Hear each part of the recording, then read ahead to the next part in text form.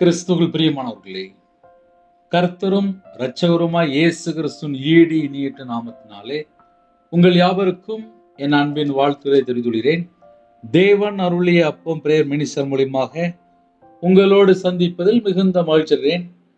தினம்தோறும் அதிகால வேளையிலே பரிசுத்த வேதத்திலிருந்து ஒரு பகுதியை நாம் தியானித்து நம்முடைய குடும்ப பாதுகாப்பிற்காக நாம் ஜெபித்துள்ளோம். பரிசுத்தமுள்ள ஓய்வு நாளிலே எத்தனையோ தேசத்துக்குள்ளே அதிகால வேளையிலே இணைந்திருக்கிறீங்க. அதிகால வேளையிலே ஆலயத்துக்கு கிளம்பிட்டு இருப்பீங்க.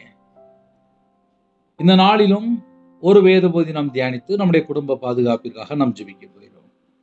கலாத்தியர் 2 அதிகாரம் 20 வசனத்திலே, கிறிஸ்துவுடனே கூட சிலுவையிலே அறையப்பட்டேன், ஆயினும் பிழைத்திருக்கிறேன். இனி நான் அல்ல, கிறிஸ்துவே எனக்குள் பிழைத்திருக்கிறார். நான் இப்பொழுது மாம்சத்தில் பிழைத்திருக்கிறதோ என்னில் அன்பு கூர்ந்து எனக்காக தம்மை தாமே ஒப்பு கொடுத்த தேவனுடைய குமாரனை பற்றும் விசுவாசத்தினாலே பிழைத்திருக்கிறேன். ஹல்லேலூயா. கிறிஸ்துவில் பிரியமானவர்களே, விசுவாசத்தினாலே நீதிமான் பிழைப்பான். விசுவாசத்தினாலே நீதிமான். இயேசு கிறிஸ்து எனக்காக ஜீவ பலியானார். அவர் உலக இரட்சகரா வெளிப்பட்டார். மாம்சத்திலே வந்த இயேசு கிறிஸ்து நமக்காக இந்த பூமியிலே தேவன் மாம்சத்தில் வெளிப்பட்டார். அவரை சொந்த இரட்சகராய் ஏற்றுக்கொள்ளும் போது நம்முடைய வாழ்க்கையில எல்லாமே மாற்றும். ஒரு குடும்பம் ஆசீர்வதிக்கப்படணும் அப்படின்னா முதலாவது இயேசு கிறிஸ்துவை ஏற்றுக்கொள்ளணும். தேவன் தம்முடைய ஒரே பேரான குமாரனை விசுவாசிக்கிறவன் எவனோ சொந்த குமாரனை நமக்காக தந்தருளி இவ்வளவாக உலகத்தில் அன்பு கூர்ந்தார். இன்னைக்கு காலவேளையில பரிசுத்தமுள்ள ஓய்வு நாளிலே ஆலயத்துக்கு கிளம்பிட்டு இருப்பீங்க. நம்ம குடும்பம் ஆசீர்வதிக்கப்படணும். நம்ம கிறிஸ்துக்குள் இருக்கும்போது ஆசீர்வாதம். என்னுடைய வாழ்க்கையில் உள்ள காரியங்கள் நான் அநேக தரம் சொல்லியிருக்கேன். அதுல 2 டைப் ஆஃப் இருக்கு. எப்படின்னா, ஒரு மனுஷன் பாவத்துல வாழும்போது எவ்வளவு சாபத்துல இருக்கான், எவ்வளவு துன்மார்க்கனா இருக்கான். அதே நேரத்துல இயேசு கிறிஸ்து இரத்தத்தினால கழுவப்பட்டு நீதிமானா மாற்றப்படும் போது அந்த குடும்பம் எப்படி ஆசீர்வதிக்கப்படுகிறது. இன்னைக்கு காலவில் உள்ள செய்தி, கிறிஸ்துவுடனே கூட சிலுவையிலே அறையப்பட்டேன். கிறிஸ்துவுடனே கூட நானும் சிலுவையிலே அறையப்பட்டேன். அவர் எனக்காக தான் பலியானார். வேதம் தெளிவா சொல்கிறது. நம்முடைய பாவங்களை சிலுவையின் மேல் சுமந்தார். நமக்கு சமாதானத்தை உண்டு பண்ணும் ஆக்கினை தண்டனை அவர் மேல் வந்தது. அவர் நமக்காக நொறுக்கப்பட்டார், நமக்காக பிற்கப்பட்டார், நம்முடைய பாடுகளை ஏற்றுக்கொண்டார், நம்முடைய துக்கங்களை சுமந்தார். இன்னைக்கு கால வேளையிலே ஒருவேளை இன்னைக்கு தான் பிரதா நான் புதுசா கேட்கிறேன், என்னோட வாழ்க்கை நிறைய பிரச்சனை இருக்கு அப்படின்னா, இயேசுவை சொந்த இரட்சகரா ஏற்றுக்கொள்ளும் போது உங்களோட வாழ்க்கை முழுவதும் மாறும். முழுவதும் மாறும். எத்தனையோ தேசத்துக்குள்ள இணைந்திருக்கிறீங்க. நம்மளை மீட்டெடுக்க நமக்காக ஜீவனை தந்திருக்கிறார். கிறிஸ்துவுடனே கூட சிலுவையில அறையப்பட்டேன். சிலுவையிலே அறையப்பட்ட ஒரு அனுபவம் இருக்குமானால் அவங்களுக்கும் இந்த உலகத்துக்கும் சம்பந்தம் கிடையாது. ஒரு மனுஷன் கிறிஸ்துவுக்குள் அடக்கம் பண்ணப்பட்டிருந்தால் அவங்களுக்கும் இந்த உலகத்துக்கும் சம்பந்தம் கிடையாது. ஐயா, நான் இந்த உலகத்துல தானே இருக்கேன். ஆமா, நானும் இந்த உலகத்துல தான் இருக்கேன். பழைய மனுஷன் செத்து நம்ம நீதிக்கு பிழைத்திருக்கிறோம். பாவத்துக்கு செத்து நீதிக்கு பிழைத்திருக்கிறோம். ஒரு மனுஷன் பாவத்திலே வாழ்ந்துட்டு இருக்கும் போது அவனுடைய வாழ்க்கை மரணத்தை நோக்கி போயிட்டு இருக்கு. இயேசு கிறிஸ்து என்னுடைய பாவத்தை சுமந்தார். அவர் நமக்காக நொறுக்கப்பட்டார். அப்ப காலவேளையில செய்தி என்ன அப்படின்னா, அவர் நமக்காக ஜீவ பலியா இருக்கிறார். அவரை சொந்த இரட்சரா ஏற்றுக்கொள்ளும் போதுதான் நம்ம வாழ்க்கை ஆசீர்வாதமா மாறுது. நாம் பாவங்களுக்கு செத்து நீதிக்கு பிழைத்திருக்கும்படிக்கு அவர் தாமே தமது சரீரத்தில் நம்முடைய பாவங்களை சிலுவையின் மேல் சுமந்தார். 1 பேதுரு 2ஆம் அதிகாரம் 24ஆம் வசனம். அவர் தாமே தமது சரீரத்திலே நம்முடைய பாவங்களை சிலுவையின் மேல் சுமந்தார். அப்ப நம்முடைய பாவத்தை எல்லாம் சிலுவையில சுமந்தார். அப்ப நானும் கிறிஸ்துடனே கூட அடக்கம் பண்ணப்பட்டிருக்கிறேன். சிலுவையில் அறையப்பட்டிருக்கிறேன். எனக்காக ஒரு ஜீவ பலியானார். என்னுடைய பாவங்களுக்கா, என்னுடைய அக்கிரமத்துக்கா, என்னுடைய மீறுதலுக்கா, என்னுடைய நோய்க்கா, என்னுடைய துக்கத்துக்கா, என்னுடைய தலைமுறை சாவு எல்லாவற்றையும் தாமே சிலுவையில சுமந்தார். நாம் பலனற்றவர்களாய் இருக்கும் போதே குறித்த காலத்திலே அக்கிரமக்காரருக்கா கிறிஸ்து மரித்தார். அப்ப அவரை சொந்த இரட்சரா ஏற்றுக்கொள்றதுதான் நமக்கு முக்கியம். ஒரு குடும்பம் இயேசு கிறிஸ்துவை சொந்த இரட்சரா ஏற்றுக்கொண்டால் உங்களுடைய வாழ்க்கை எப்படி இருக்கும்? ஆயினும் பிழைத்திருக்கிறேன், நான் உயிரோட தான்ப்பா இருக்கேன், இனி நான் அல்ல, நான் உயிரோட இருக்கேன், ஆனா நான் இல்ல, என்கிட்ட அன்பு கூர்ந்து எனக்காக ஜீவனை தந்தார்ல, அவருதான் என் இதயத்துக்குள்ள இருக்கிறாரு அப்படின்னு எழுதப்பட்டிருக்கு. அவர் என் மேல அன்பா இருக்கார். இயேசு கிறிஸ்து உங்களை நேசிக்கிறார். இயேசு கிறிஸ்து உங்களை நேசிக்கிறார். அவர் நம்ம மேல அன்பா இருக்கிறார். அவர் நமக்காக ஜீவனை தந்திருக்கிறார். நம்முடைய பாவங்களுக்காக மரித்து அடக்கம் பண்ணப்பட்டு வேத வாக்கியின்படி 3ஆம் நாள் உயிர்த்தெழுந்து 500க்கும் மேற்பட்ட பரிசுத்தவான்களுக்கு தரிசனமானார். அப்ப கால வேளையிலே பரிசுத்தமுள்ள ஓய்வு நாளிலே ஆலயத்து கிளம்பிட்டு இருக்கீங்க. நம்ம வாழ்க்கையில கர்த்தருக்கு பிரியமில்லாத ஏதாவது காரியம், ஏதாவது செயல்கள் ஏதாவது இருந்துச்சுன்னா, நீங்க இருக்கிற பகுதியில சர்ச்சு காலையில கிளம்புறீங்களா? சீக்கிரமா போய் அவருடைய பாதப்படியில் அமைதியா உட்கார்ந்துருந்து, நான் உங்களை விட்டு தள்ளி போன ஒரு துன்மார்க்கன்பா, நான் உங்களை விட்டு தள்ளி போன ஒரு பாவிப்பா, நான் உங்களை விட்டு தள்ளி போன ஒரு அக்கிரமக்காரன்பா, என்னைய மன்னிங்க, என்னைய மன்னிங்க, உங்க ரத்தத்தினால என்னை கழுவி சுத்திகரிங்க, நான் உமக்காக வாழணும் அப்படின்னு சொல்லி அவருடைய சமூகத்துல தாழ்த்தும் போது நம்முடைய பாவத்தை எல்லாம் மன்னித்து நம்முடைய சொந்த ரத்தத்தினால கழுவி நம்மளை சுத்திகரித்து நம்மளை பரிசுத்தப்படுத்தி தம்முடைய கிருபையினால் நிரப்பி நம்ம குடும்பத்தை ஆசீர்வதிக்கிறார். இனி நான் அல்ல, கிறிஸ்துவே எனக்குள் பிழைத்திருக்கிறார். நான் இப்பொழுது மாம்சத்தில் பிழைத்திருக்கிறதோ என்னில் அன்பு கூர்ந்து எனக்காக தம்மை தாமே ஒப்பு கொடுத்த தேவனுடைய குமாரனை பற்றும் விசுவாசத்தினாலே நான் பிழைத்திருக்கிறேன். என்னுடைய விசுவாசம் என்ன? தேவன் மாம்சத்தில் வெளிப்பட்டார், தேவ குமாரனா வெளிப்பட்டார், பிசாசுடைய கிரியைகளை அழிக்கும்படிக்கு வெளிப்பட்டார். எபிரேயர் 2ஆம் அதிகாரம் 14ஆம் வசனத்திலே பிள்ளைகள் மாம்சத்தையும் இரத்தத்தையும் உடையவர்களாய் இருக்க அவரும் அவர்களைப் போல மாம்சத்தையும் இரத்தத்தையும் உடையவரானார்.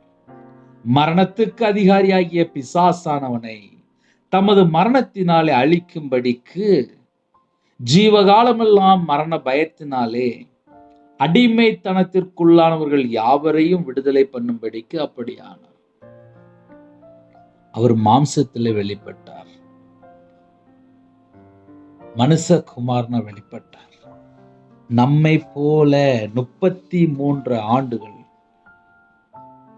இந்த பூமியிலே வாழ்ந்தார்.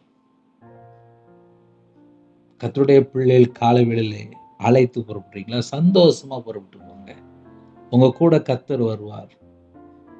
ஒருவேளை அண்ணே என்னால சர்ச்சுக்கு போக முடியலண்ணே, எங்க குடும்பம் ஃபுல்லா விக்கிரகத்தினால கட்டப்பட்டிருக்கு, நாங்க இருக்கிற பட்டணத்திலே வெளியில போக முடியல, நான் ஒரு அடைக்கப்பட்ட நிலைமையில இருக்கேன், உங்க செய்தியை நான் கேட்கிறேன், ஆனால் என்னால அழைத்து போக முடியல, என் குடும்பம் இன்னும் ரட்சிக்கப்படல, நான் இன்னும் ஞானஸ்தானம் எடுக்கல, கர்த்தருடைய கிருபையினால உங்க செய்தியை நான் கேட்கிறேன், ஒவ்வொரு நாளும் நான் கேட்கிறேன், உபவாசத்தோடு இருக்கிறேன், சிலுவை தியானத்தை நான் டெய்லி கேட்கிறேன், அது எனக்கு மிகுந்த பிரயோஜனமா இருக்கு. நீங்க எந்த இடத்துல செய்தி கேட்கிறீங்களோ கர்த்தர் உங்களை சந்திப்பார். பொறுமையா இருங்க. உபத்திரத்திலே பொறுமையா இருங்க. கர்த்தர் உங்களை வெளியில கொண்டு வருவார். நீங்க எந்த நாட்டுக்குள்ளே எந்த இடத்துல முடங்கி கிடந்தாலும் சரி, கர்த்தருடைய அக்கினி இறங்கி வரும்போது சத்துருக்களை சுட்டரிக்கும். பக்கத்துல யாரும் நிக்கலாம் முடியாது. ஐயா நான் கட்டப்பட்டிருக்க ஐயா, சத்துருக்களை சுட்டரிக்கிற அக்கினி, பரிசுத்த அக்கினி இறங்கி வரும்போது யாரும் பக்கத்துல நிக்க முடியாது. தேவனோட வார்த்தை ஜீவனுள்ள வார்த்தை. அந்த ஜீவனுள்ள வார்த்தையை நாம் தியானித்திருக்கிறோம். இப்ப இவ்வளவு தூரம் நான் பேசுனேன், நான் நார்மலா பேசுறேனே, நான் கையில பைபிள் எடுத்து ரொம்ப வாசித்ததெல்லாம் இல்லை. நான் ஒரு வியாபாரத்துல வாழ்ந்த ஒரு சராசரி ஒரு பையன், அவ்வளவுதான். இப்போ கடன்ல, மன அழுத்தத்திலே, மாந்திரியத்திலே, விக்கிரத்திலே, பாவத்திலே, துன்மார்க்கனா வாழும்போது கையில பைபிள் எடுத்து வாசிக்க ஆரம்பிச்சேன். அப்படி கையில பைபிள் எடுத்து வாசிக்கும் போது தெரிஞ்சது, பாவம் செய்து தேவனுடைய மகிமையை நான் இழந்து போயிட்டேன் அப்படின்னு சொல்லி முதல்ல புரிந்து கொண்டேன். அதே நேரத்தில் இந்த வருஷம் யாரெல்லாம் கர்த்தருடைய பிள்ளைகள் சிலுவை தியானத்தை நம்ம தியானிக்கும் போது யாரெல்லாம் கர்த்தருடைய பிள்ளைகள் கவனிச்சு கேட்குறீங்களோ, கண்டிப்பா உங்களுடைய வாழ்க்கை உயிர்ப்பிக்கப்படும். அவர் உயிர்ப்பிக்கிற ஆவியானவர். நம்ம எந்த சூழ்நிலையில இருக்கிறோம் தேவனுக்கு தெரியும். நம்ம குடும்பம் எந்த காரியத்துல கட்டப்பட்டிருக்கு தேவனுக்கு தெரியும். நான் எப்போதுமே சொல்லுவேன், எனக்கு பைபிள்லே பிடிச்ச நிருபம் ரோமர். ரொம்ப பொறுமையா உட்காந்து வாசிப்பேன், ரோமரை சந்தோஷமா வாசிப்பேன். எனக்கு பைபிள் வாசிக்கும் போது அவ்வளோ சந்தோஷம் இருக்கும். இன்னொரு பக்கம் பார்த்தா சில வசனத்துல நான் குத்தப்பட்டவனா நிற்கும் போது கண்ணீர் வடிப்பேன். அந்த பைபிள் வசனம் வாசித்துட்டேன் அப்படின்னாலே என் வாழ்க்கை ஒரு வெளிச்சமா இருக்கும், என் முகம் ஒரு பிரைட்டா இருக்கும். இதெல்லாம் என் வாழ்க்கையில நான் சந்தோஷமா அனுபவிச்ச காரியங்கள். எனக்கு எல்லாரை போல பேச தெரியாது, எல்லாரை போல பாட தெரியாது, எல்லாரை போல ஜெபிக்க தெரியாது. திக்குவாய், ஆனால் எழுத்துக்கூட்டி தான் பைபிளை வாசித்தேன், கண்ணீரோடு வாசித்தேன். எனக்கு ஒரு வசனத்துக்கு அர்த்தம் தெரியல அப்படின்னா, எனக்கு இந்த வசனத்துக்கு அர்த்தம் தெரியலையப்பா, கண்ணீர் வந்துடும். ஆனா கர்த்தருடைய ஆவியானவர் சொல்லி கொடுக்கும் போதுதான் வசனம் எப்படி இருக்கா, அப்ப என் வாழ்க்கையில நான் எப்படி இருக்கிறேன், முதல்ல அதை யோசித்து பார்ப்பேன். அப்ப இன்னைக்குள்ள ஒரு வசனத்தை நம்ம தியானித்து பார்க்கும்போது, கிறிஸ்துவுடனே கூட சிலுவையிலே அறையப்பட்டேன். ஒரு மனுஷன் சிலுவையில அறையப்பட்ட வாழ்க்கையா இருக்குமானால் அவனோட வாழ்க்கை புதுப்பிக்கப்படும். நான் என்னைக்கு கையில பைபிள் எடுத்து வாசித்து மனம் திரும்ப ஆரம்பிச்சேனோ, என்னைக்கு என்னோட வாழ்க்கையில இந்த உலகத்துல காரியத்துல வெறுக்க ஆரம்பிச்சேனோ, அதுக்கப்புறம் தான் என்னோட வாழ்க்கையில ஆசீர்வாதம். சிலுவையில அறையப்பட்ட ஒரு வாழ்க்கையா இருந்துச்சு அப்படின்னா பாவம் தொடராது. சிலுவையில அறையப்பட்ட ஒரு வாழ்க்கையா இருந்துச்சு அப்படின்னா வியாதி தொடராது. சிலுவையில அறையப்பட்ட ஒரு வாழ்க்கையா இருந்துச்சுன்னா நோய் தொடராது. சிலுவையில அறையப்பட்ட ஒரு வாழ்க்கையா இருந்துச்சுன்னா தரித்திரம் தொடராது. சிலுவையில அறையப்பட்ட ஒரு வாழ்க்கையா இருந்துச்சுன்னா இச்சை, ஆசை தொடராது. சிலுவையிலே அறையப்பட்ட ஒரு வாழ்க்கையா இருந்துச்சுன்னா பழைய சுபாவங்கள் தொடராது. சிலுவையில அறையப்பட்ட ஒரு வாழ்க்கையா இருந்துச்சுன்னா ஜென்ம சுபாவம் தொடராது. சிலுவையிலே அறையப்பட்ட ஒரு வாழ்க்கையா இருந்துச்சுன்னா மாம்ச எண்ணங்கள், மாம்ச கிரியைகள் தொடராது.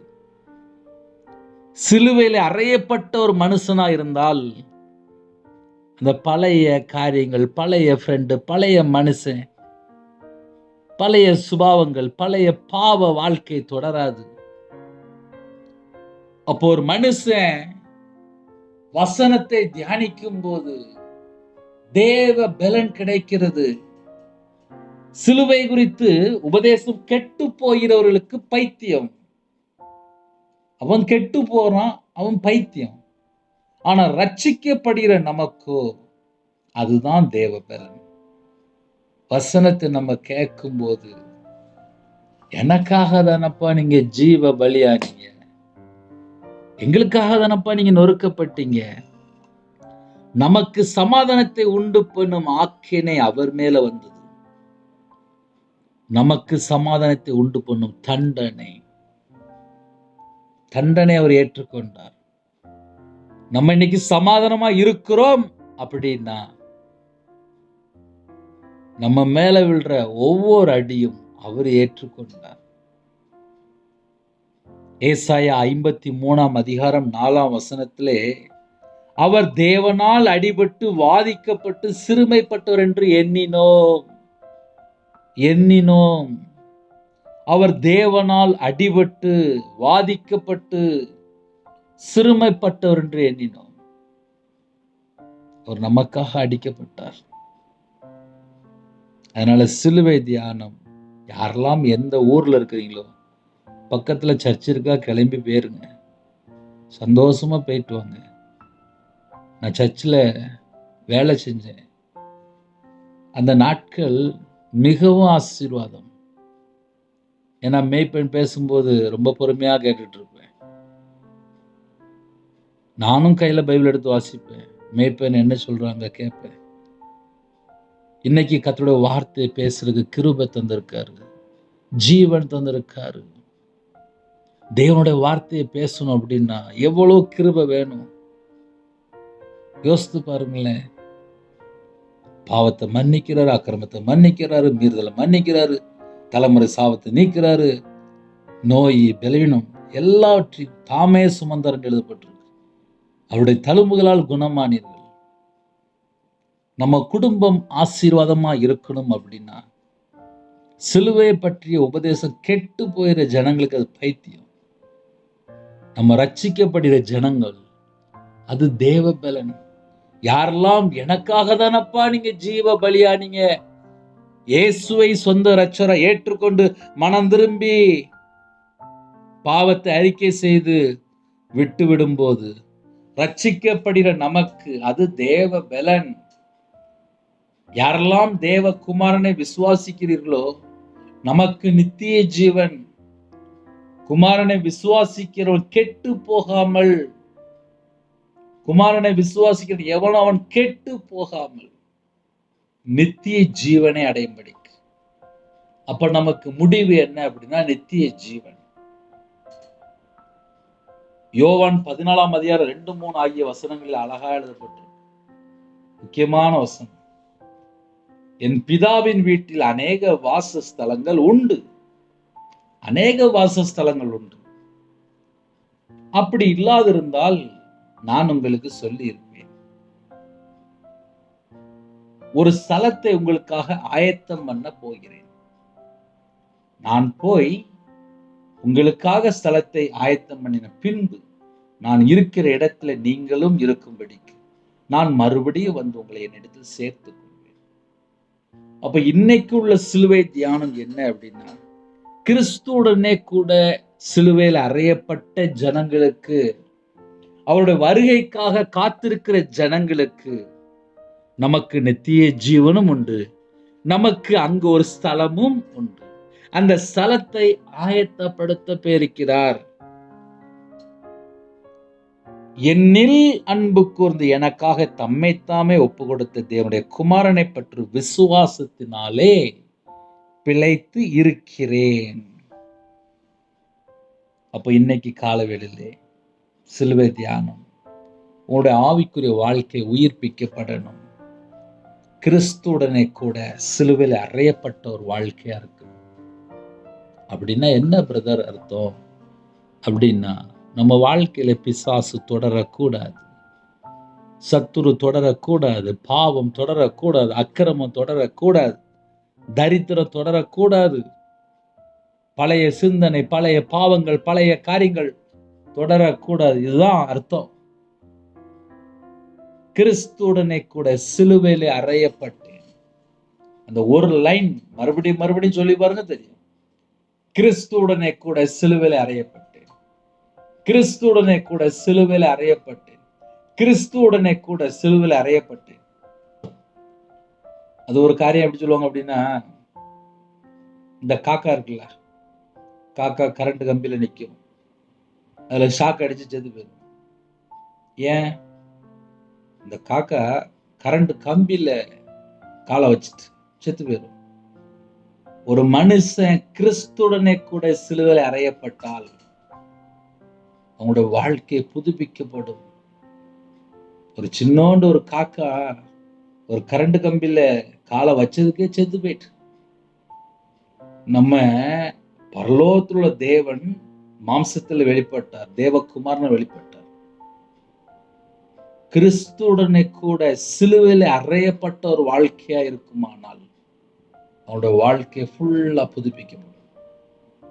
நம்ம எல்லாருமே புது சிருஷ்டி, புதிய ஆவியை பெற்றுக்கொண்ட பிள்ளைகள், புதிய வாழ்க்கை. இந்த பூமியில நம்ம யாருக்காக வாழ்றோம் அப்படின்னா கர்த்தருக்காக வாழ்றோம். அர்ப்பணிப்போமா? ஒரு சின்ன ஜெபம் பண்ணி முடிப்போமா? கண்களை மூடி நாம் ஜெபம் செய்வோம். அன்பின் கர்த்தாவே, நன்றியோடு துதிக்கிறோம்ப்பா. பரிசுத்தமுள்ள ஓய்வு நாளிலே ஆலயத்து கிளம்பிட்டு இருக்கிறாங்க ஒவ்வொரு குடும்பத்தையுமே உங்களுடைய ஜீவனத்துல அர்ப்பணிக்கிறோம். உங்க பிள்ளையோட நீங்க பேசியிருக்கிறீங்க, கர்த்தர் ஸ்தோத்திரம். ஆலயத்து யாரெல்லாம் போறாங்களோ ஆலயத்துடைய நன்மைகளை பெற்றுக்கொள்ளட்டும். ஆலயத்து போக முடியாத சூழ்நிலை அந்த குடும்பத்தை கர்த்தர் வேலையடைங்க. இந்த நாளிலும் கேட்ட சத்தியத்தின்படி கிறிஸ்துவுடனே கூட சிலுவையில் அறையப்பட்ட ஒரு வாழ்க்கையா இருக்கணும். அப்படிப்பட்ட கிருபைகளை தாங்க. இனி நான் அல்ல, கிறிஸ்துவே எனக்குள் பிழைத்திருக்கிறார். நீங்க தான்ப்பா எங்களுக்குள்ள வாசம் பண்றீங்க. உங்களுடைய ஒவ்வொரு வார்த்தைக்கா ஸ்தோத்திரம். அப்பிரயோஜனமான ஊழியக்காரப்பா கள்ளி மண்ணா அர்ப்பணிக்கிறேன். இந்த நாளில் இணைந்திருக்கிற குடும்பம் உயிர்ப்பிக்கப்படணும், ஆத்மா உயிர்ப்பிக்கப்படணும், சரீரம் உயிர்ப்பிக்கப்படணும், ஆவியிலே வளரணும், உயிர்ப்பிக்கப்படணும். கிருபையினால் நிரப்புங்க, உங்களுடைய வல்லமையினால் நிரப்புங்க, புதிய அபிஷேகத்தினால் நிரப்புங்க. காத்திருக்கிறாங்கப்பா பிள்ளைகளை திருப்தியா நிரப்பி ஆசிரிங்க. உங்க பிள்ளையோட நீங்க புறப்பட்டு போங்க. பிறந்த நாள், திருமண நாள் யாரெல்லாம் கொண்டாடுறாங்களோ கர்த்தருடைய கரம் பிள்ளைகளை தொடரட்டும்ப்பா. 1000 தலைமுறைக்கு ஆசீர்வதிங்க. இந்த நாளிலும் சிறு பிள்ளைகள் முதல் கொண்டு முதியோர் எல்லா குடும்பத்துக்கு கர்த்தர் வேலை அடைங்க. பரிசுத்தமுள்ள ஓய்வு நாள் ஆலயத்துல நாட்டப்படணும். ஆலயத்தினுடைய நன்மைகளை பெற்றுக்கொள்ளணும். மிகுந்த கிருபையினால் ஆலயத்துக்குள்ள பிரவேசிக்க கிருபை செய்யுங்க. போகும்போது வரும்போது கர்த்தர் பாதுகாப்பு கொடுங்க. சரீரத்தில் பலவீனத்தோடு யாரெல்லாம் இருக்காங்க எல்லா பலவீனத்திலும் நீக்கி போட்டுங்க. பூரண சுகம் தாங்க, பூரண கிருபை தாங்க. ஒவ்வொரு குடும்பத்தை கர்த்தர் தொட்டு ஆசீர்வதிங்க. உங்க நாம மையப்படட்டும். அப்பிரயோஜனமான ஊழியக்காரப்பா கர்த்தர் பொறுப்படுத்துங்க. துதி கன மகிமை எல்லாம் முருகே செலுத்திடும். இயேசு கிறிஸ்து பிதாவே ஆமென். தேவனுக்கே மகிமையுண்டாதாக. கர்த்தர் தாமே உங்களை உங்கள் குடும்பத்தின் சகல காத்திலும் சம்பூர்ண திருப்தியாக கர்த்தர் கொடுத்து ஆசீர்வதிப்பாராக. ஆமென். கர்த்தராகிய இயேசுவின் கிருபையும் பிதாவாகிய அன்பும் பரிசுத்தனுடைய ஐக்கியமும் இப்பொழுதும் எப்பொழுது சதா காலங்களிலும் நம்மளோடு கொடுப்பதாக. ஆமென். கிறிஸ்துவில் பிரியமானவர்களே, எனக்காக ஜெபித்துக் கொள்ளுங்கள். கர்த்தர் உங்களையும் உங்கள் குடும்பத்தின் சகல காத்திலும் சம்பூர்ண திருப்தியாக கர்த்தர் கொடுத்து ஆசீர்வதிப்பாராக. ஆமென். God bless you.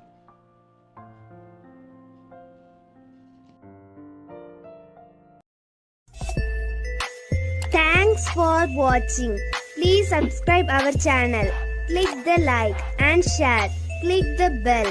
God bless you.